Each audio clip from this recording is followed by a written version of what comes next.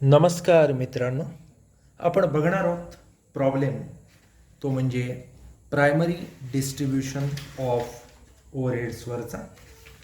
Primary distribution of ओव्हरहेड्सवरचा problem बघत असताना आपल्याला जो प्रॉब्लेम दिलेला आहे त्याच्यामध्ये 4 प्रॉडक्ट डिपार्टमेंट आहेत आणि एक सर्व्हिस डिपार्टमेंट त्या ठिकाणी आपल्याला काय केलेलं आहे दिलेलं आहे. कशा पद्धतीने प्रॉब्लेम आहे बघा. Keshav Limited has 5 departments. A, B, C, D are product department and S is service department. The expense incurred during the month of March 2017 are as follows. Rent 25,000, repairs to plant 17,500, depreciation on plant 11,970, supervision 39,998, insurance 16,000, recreation 5,992, lighting 18,000. तर अशा पद्धतीनं आपल्याला वेगवेगळे expense या ठिकाणी दिलेले आहेत. वाटायचे ॲटम जे वेगवेगळे दिलेत त्याच्यामध्ये एरिया आहे स्क्वेअर फुटामध्ये, नंबर ऑफ वर्कर्स दिलेत, डायरेक्ट वेजेस दिलेत, व्हॅल्यू ऑफ प्लांट दिले, व्हॅल्यू ऑफ स्टॉक दिले आणि नंबर ऑफ लाईट पॉईंट्स दिलेले आहेत. आता कशा पद्धतीने हे वाटप करायचं तर पहिलं आपण आखून घ्यायचं statement showing primary distribution of overhead, ज्याच्यामध्ये एक्सपेन्स असेल सुरुवातीला, बेसिस ऑफ ॲलोकेशन असेल, त्यानंतर टोटल अमाऊंट असेल, प्रॉडक्ट डिपार्टमेंटमध्ये ए बी सी डी आणि सर्व्हिस डिपार्टमेंट एस असे वेगवेगळे कॉलम त्या ठिकाणी आपण बनवणार आहोत. त्याच्यानंतर सोडवत असताना पहिली गोष्ट आपल्याला करायची ती म्हणजे बेसिस ऑफ ॲलोकेशन जे मी PDF च्या स्वरूपात तुमच्या प्रॉब्लेम बरोबर दिलेलं आहे ते बघून घ्यायचं, म्हणजे कशा पद्धतीचे ॲटम वाटतात हे आपल्या लक्षात येईल आणि ते एकदा का लक्षात आलं की 1 बाय 1 ॲटम घ्यायचे. पहिला ॲटम जो आपल्याला दिलेला आहे तो आहे रेंट. आता रेंट ज्यावेळी वाटायचं असतं त्यावेळी ते कसं वाटायचं तर रेंट वाटण्यासाठी आपल्याकडं एरिया हे एकक वापरलं जातं. किती रेंट दिलेलं आहे आपल्याला तर रेंट बघाल तर 25,000 रुपये टोटल कॉलमला लिहून घ्यायचं. आता रेशो काढायचा ए बी सी डी आणि एस यांचा. वर्किंगसाठी आपण सेपरेट नोट करतोय. पहिला आयटम वर्किंगमधला आपण घेतोय, कोणता घेतोय तर area. A B C D आणि एस अशी आपली डिपार्टमेंट्स आहेत. एरिया घेत असताना कसा घेणार आहोत तर दिलेला आहे एरिया इन स्क्वेअर फीट असं आपल्याला दिलेलं आहे. 1400 एचा आहे, 1200 बीचा आहे, 1100 सीचा आहे, डीचा किती दिला आहे 900 आणि एसचा बघाल तर 400. फक्त झिरोज घालवा पहिले, 2-2 झिरो प्रत्येकाचे घालवले की राहतात 14, 12, 11, 9 आणि 4. कशाचा कशाला मिळणे भाग जात नाही, त्यामुळे 14, 12, 11, 9, 4 असा रेशो आपण काढू शकतो. 14, 12, 11, 9, 4 अशा पद्धतीनं आपला रेशो आला. आता काय करायचं टोटल घ्यायची रेशोची. 14 आणि 12 26, नि 36 ने 1 37, नि 9 46, नि 4 50. 25,000ला जर तुम्ही 50 भागला रेशोच्या टोटलनं तर 500 असं आपलं उत्तर येतं. बरोबर. या 500ला पहिला एचा किती आहे 14, 14 गुणलं की 14 5 70 म्हणजे 7,000. 500ला 12 गुणलं की 6,000 बीचे. 500ला 11 गुणलं की 5,500 सीचे. 500ला 9 गुणलं की 4,500 डीचे. 500ला 4 गुणलं की 2,000 एसचे. अशा पद्धतीत आपल्याला ही उत्तर मिळतात. आता या 7,000, 6,000, 5,500, 4,500 आणि 2,000 यांची जर टोटल घेतलात तर ती 25,000 येते, म्हणजे आपलं केलेलं वाटप बरोबर आहे. रेंट नंतर दुसरा आयटम जो दिलेला आहे तो आहे repairs to plant. Repairs to plant. Repairs to plant हे आपल्याला वाटायचं असतं व्हॅल्यू ऑफ प्लांटच्या बेसिसवर. कसं वाटायचंय बघा. वर्किंग करायला जायचं परत. व्हॅल्यू ऑफ प्लांटच्या बेसिसवर आपल्याला सांगितलेलं आहे. Value of plant. डिपार्टमेंट बघाल तर आपली 5 डिपार्टमेंट आहेत, ABCD आणि S. व्हॅल्यू ऑफ प्लांट बघाल तर आपल्याला दिलेलं आहे 20,000, 18,000, 16,000,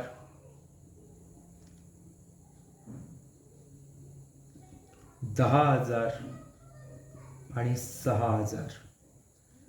3 झिरो घालवायला काही हरकत नाही. राहिले किती बघा, 20, 18, 16, 10 आणि 6. सगळ्याला 2 न भाग जातो. 10 दून 20, 9 दून 18, 8 दून 16, 5 दून 10 आणि 3 दून 6. 10 9 8 5 3 असा आपला काय झाला, रेशो तयार झालेला आहे.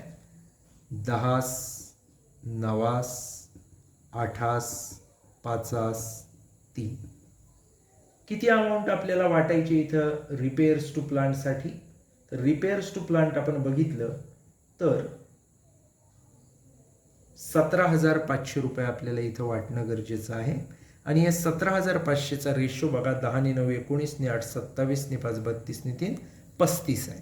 17,500ला 35 न भागलात रेशोच्या टोटलनं की 500 उत्तर येईल. आता त्याला 10 न गुणलं की येईल 5,000. हे एचं.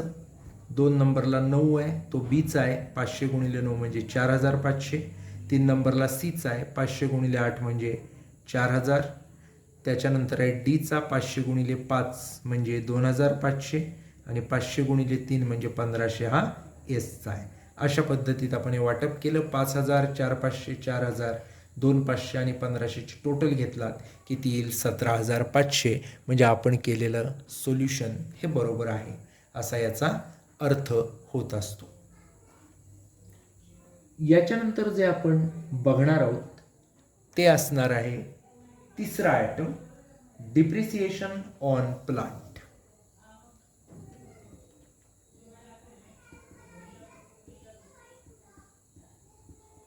आता प्लांटशी रिलेटेड गोष्ट आहे म्हटल्यावर व्हॅल्यू ऑफ प्लांटवरच आपल्याला वाटायला लागेल. आणि व्हॅल्यू ऑफ प्लांटचा रेशो आपण ऑलरेडी काढला आहे, 10 9 8 5 3.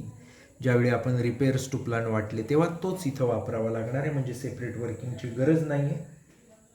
आणि किती आहे डिप्रिसिएशन ऑन प्लांट, तर ते 11,970 दिलेलं आहे. 11,970. आता टोटल घ्यायची, 10 ने 9 19 ने 8 27 ने 5 32 आणि 3 35.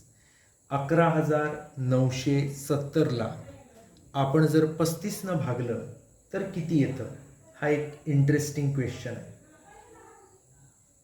11,970 भागिले 35 कॅल्क्युलेशन करून बघा, गमतीशीर विषय आहे. डिप्रिसिएशन ऑन प्लांट 11,970 भागिले 35 किती उत्तर येतं याचं, तर अगदी सोपं आहे. 35 त्रिक 105 राहिले 14, त्याच्यावर घेतले 7 147, 35 चोक 140 राहिले 70, 35 दून 70 म्हणजे 342 येते. हे थोडं ऑड कॅल्क्युलेशन आहे, तुम्ही कॅल्सीवर करायचे म्हणजे काय फार त्रास होणार नाही त्याचा. आता हे कॅल्क्युलेशन करून झाल्यानंतर आपल्याला कळलं की किती आले, 342 आले. या 342ला 10 ने गुणलं की 3,420 येतील एचे. बीचे बघा, 342 गुणिले 9 3,078. सीचे बघा, 342 गुणिले 8 2,736. डीचे बघा, 342 गुणिले डीचा रेशो आहे 5, त्याचं उत्तर येईल 1,710. एसचे 3 आहे, 342 गुणिले 3 म्हणजे त्याचं उत्तर आपल्याला मिळेल 1,026. तर अशा पद्धतीने हे आपण वाटप केलंय. 3,078, 2,736 1710 आणि 1026ची टोटल घेतली तर 11970 आपली टोटल येते. डिप्रिसिएशन ऑन प्लांट वाटल्यानंतर पुढचा जो आयटम आपल्याला घ्यायचा आहे तो आहे सुपरव्हिजन. सुपरव्हिजन जर आपण बघितला तर आपल्याला किती सुपरव्हिजन दिलेली आहे? 39,998. आता हे 39,998 कसे वाटायचे? तर सुपरव्हिजन आपण वाटत असतो नंबर ऑफ वर्कर्सच्या बेसिसवर.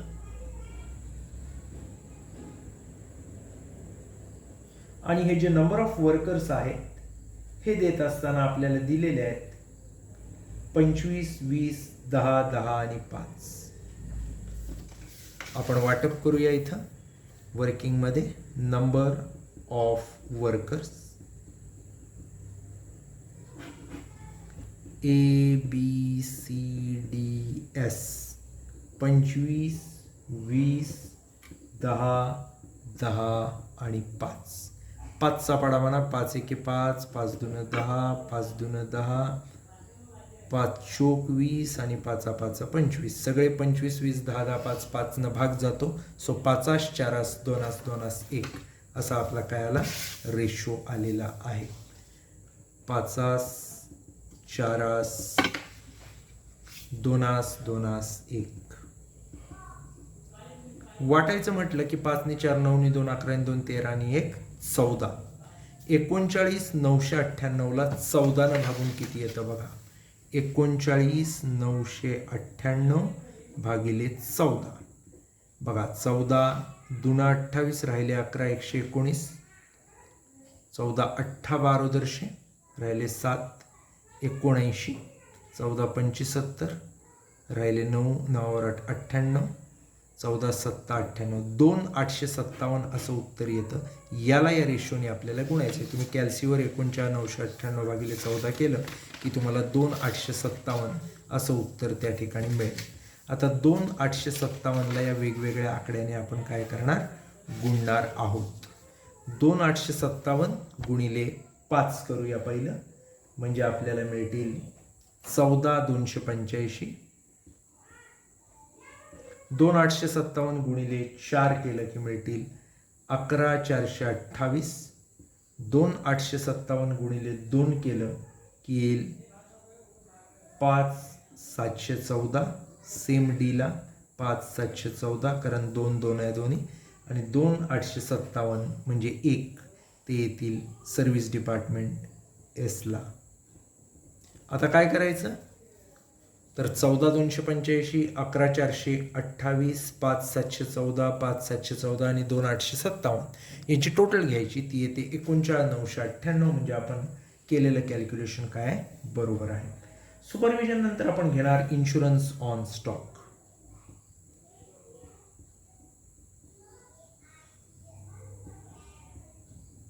इन्शुरन्स ऑन स्टॉक घेत असताना व्हॅल्यू ऑफ स्टॉक इथं आपल्याला महत्वाचं असतं.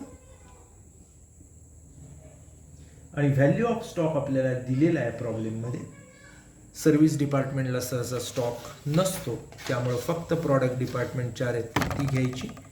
व्हॅल्यू ऑफ स्टॉक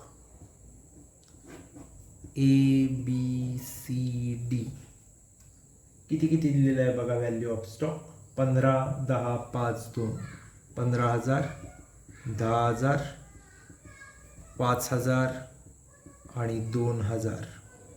1 2 3 1 2 3 1 2 3 1 2 3 3 3 0 घालवली. 15, 10, 5, 2 अशा पद्धतीत रेशो राहिला ज्यानं भाग जात नाही. मूळ संख्या आहे 2 त्यामुळं 15, 10, 5, 2 रेशोत आपल्याला वाटायला लागेल. सर्व्हिस डिपार्टमेंटला स्टॉक नाही त्याला डॅश केलं एसला. आता स्टॉक किती दिलेला आहे?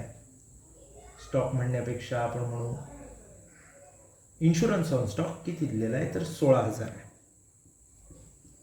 रेशोची टोटल बघा. 15 ने 10 25 ने 5 30 ने 2 32. 16,000 भागिले 32 केला 500 येईल. सोपा आहे आता. एचा 15 आहे 500 गुणिले 15 7,500. बीचा बघा 10 आहे 500 गुणिले 10 5,000. 5 आहे सीचा, 5 5 2500, डीचा 2 आहे, 5 2 10 1000. सो 1000 2500 5000 आणि 7500 टोटल घेतला की तुमची टोटल बरोबर 16000 येते. त्यामुळे काही इश्यू नाही. त्याच्यानंतर पुढचा जो आहे तो म्हणजे रिक्रिएशन. आता रिक्रिएशन जे आहे ते आपण वाटत असतो नंबर ऑफ वर्कर्सच्या बेसिसवर.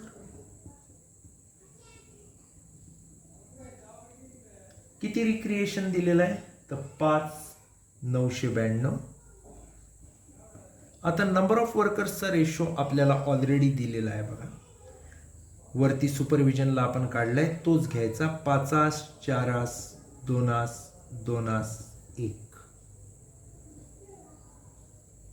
5992ला 5 ने 4 9 ने 2 11 ने 2 13 ने 1 14 ने भागायचं. 14 जर आपण 5992ला भागलं की 428 आपलं उत्तर येईल. कॅल्सीवर करून बघा, त्याला 5 ने गुणलं की याचं उत्तर मिळेल. 428 गुणिले 5 म्हणजे 2 140. 428 गुणिले 4 म्हणजे 1 712. 428 गुणिले 2 म्हणजे 856. दोन्ही सी आणि डी ला, कारण दोघांचा सेम 2 2 आहे. आणि 428 गुणिले 1 म्हणजे 428 हा सर्व्हिस डिपार्टमेंट एसचा आहे. रिक्रिएशन नंतर पुढचा आहे तो म्हणजे लाइटिंग. लाइटिंग कसं वाटायचं तुम्हाला सगळ्यांना माहिती आहे, नंबर ऑफ लाईट पॉइंट्सवर.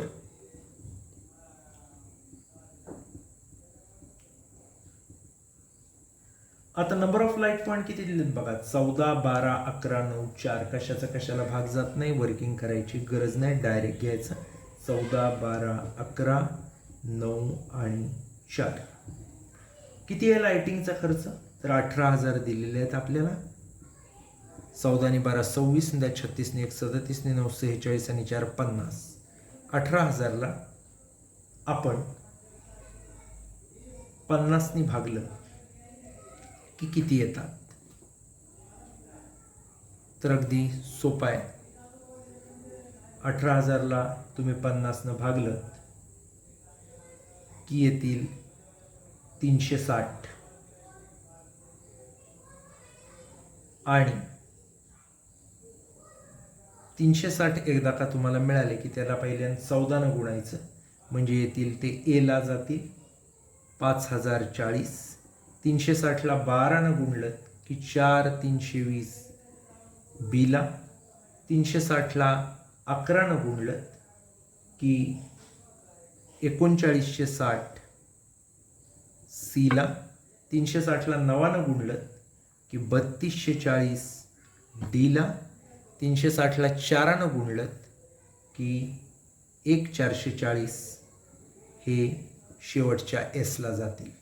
लाइटिंग वाटून झाल्यानंतर एकमेव आयटम आपला राहिला आहे जो सर्व्हिस डिपार्टमेंटला आपण घेतो तो म्हणजे डायरेक्ट वेजेस.